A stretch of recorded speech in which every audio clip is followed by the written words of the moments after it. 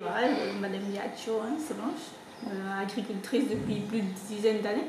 Mais j'étais à Cacao au début. Alors, j'avais pas de foncier. Du coup, quand j'avais demandé le foncier, bon, c'était sur Bayavo.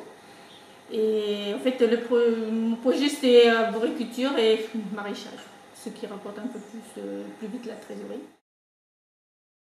Sans le greffage, on pourrait pas. Enfin, moi, peut-être dans mon sol, à moi, j'ai trop de nématodes, trop de flétrissement du sol et champignons aussi. Et puis là, bon, j'ai opté pour le greffage parce que le greffage, ça me permet d'avoir de la rotation, d'avoir des récoltes. Quoi. Parce que j'avais essayé sur plusieurs serres. Sans greffage, ben, j'ai pas eu de récolte, j'ai eu des pertes, j'ai eu des flétrissements.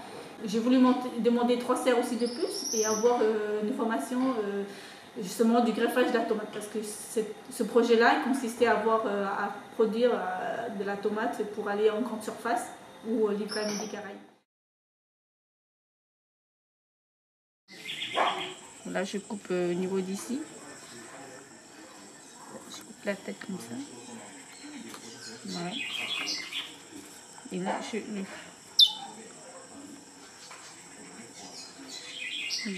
ici. Voilà. Là, je vais couper le greffon. Ça. Et je vais enlever les grandes feuilles. Comme cela. Et là, je vais couper. Je vais le tailler de son sac, mon biseau. Voilà, comme ça. Et puis, là, je vais le faire entrer comme ceci. Là, comme ça. Et je mets ma pince. Là, c'est la grosse pince hein, que je mets. Je mets à l'ombre 3 ou 4 jours. Le temps qui alimente bien le greffon. Et puis après, je le sors à la lumière. C'est Gilles qui nous a ramené les graines de porte-greffe. Alors, il nous a expliqué qu'il faut le semer tel jour, telle date, pour que dans 15 jours, on puisse avoir le porte-greffe à une certaine comment dire, taille ou hauteur. Puis après, au bout de 2 semaines, voire 3 semaines, il faut qu'on sème, faut semer le greffon. Je fais un coup d'engrais 3 jours avant, et puis après, je fais mon greffage.